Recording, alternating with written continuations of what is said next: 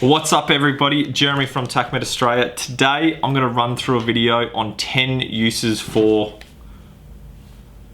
triangular bandages. Now before we get into that, there's just a few things I want to talk about with triangular bandages.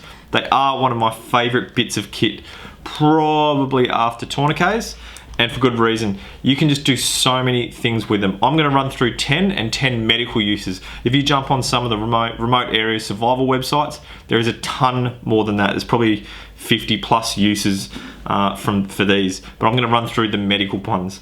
Now I've got 3 different types of triangular bandages.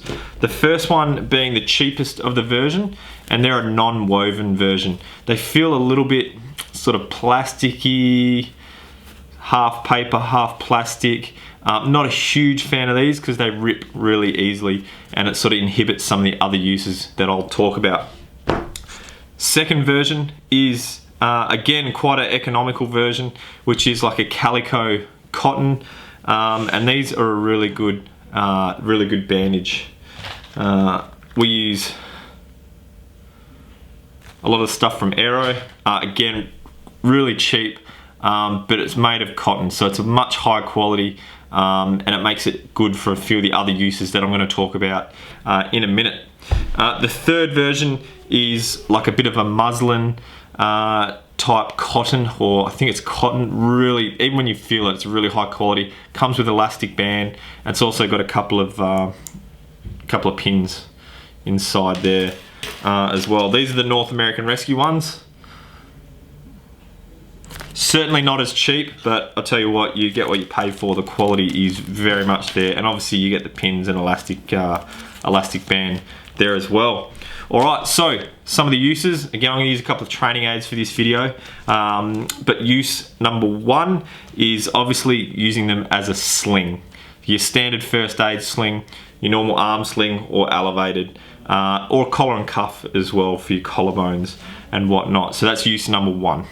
Use number 2 is using them for a head bandage. So you can, obviously head's one of the hardest things to bandage, but using a triangular bandage, you can easily bandage a head and hold a dressing on there for when someone lacerates their head. Use number 3 is using it for an improvised tourniquet. You can't do it on its own. With just this, you're going to need something for a windlass. I love to use trauma shears because they're generally high quality, they're steel, they're not going to break on you. If you break a windlass with an improvised tourniquet, you're up the creek without a paddle.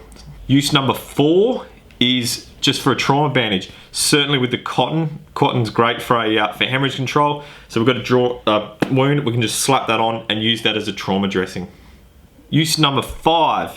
Going on from that is once we have our trauma pad on, you can place a triangular bandage as a narrow or broad fold bandage, and you can secure that trauma dressing or whatever, the triangular bandage, to the limb. Number 6 is we can use our triangular bandages to secure our splints and limbs. Okay, so we can use these to tie our SAM splints to a limb, and what this does is, given that it's not elastic, it's not going to have the movement, it's going to make that arm or leg really secure inside on that SAM splint. Use number 7, again, this is where the cotton or the muslin far exceeds this paper or the non-woven bandages, is that we can use these for wound packing. Okay, when we have large cavity or deep cavity wounds, we're able to use this to pack that wound. Number 8 is if we have some eviscerated bowel. We have some of the, a large abdominal wound, we have some of the bowel hanging out of the stomach. We can use this to secure and hold those that eviscerated bowel. Again, you would really want to moisten this down with some water. Bowels are super sticky, so you really don't want to have it stuck to it. So if we put a little bit of water on it, that's going to stop that, or hopefully prevent that bowel from sticking to the bandage. Okay, number 9 is again a pretty common ways we're going to do a donut bandage. Okay, so again, out of the packet they come as a narrow fold. I just simply will sort of spread my fingers apart, wrap it around, and you have a donut bandage. Okay, see through there. So you can place that for penetrating eye injuries or any other penetrating injuries, or when you have any open fractures. If you've got the time and you want to be really fancy, as you sort of get halfway through your wrap, you can then start just wrapping it around the donut.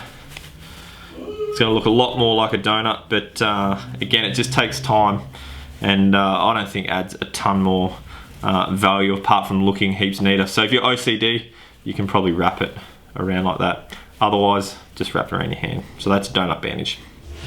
Number 10, last but not least, we can use a donut bandage to wrap a knot around an ankle to assist us with either a figure 8 and use our good leg for traction, or we can use it for making improvised traction. If you're out in the bush using ratchet straps or other triangular bandages and whatnot, you can use these to secure that ankle for your traction.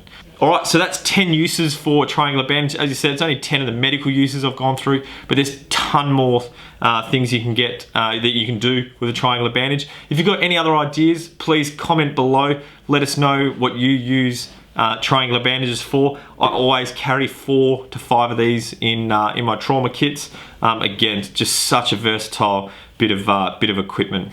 Alright, thanks for watching, and I hope to see you next time. Thanks.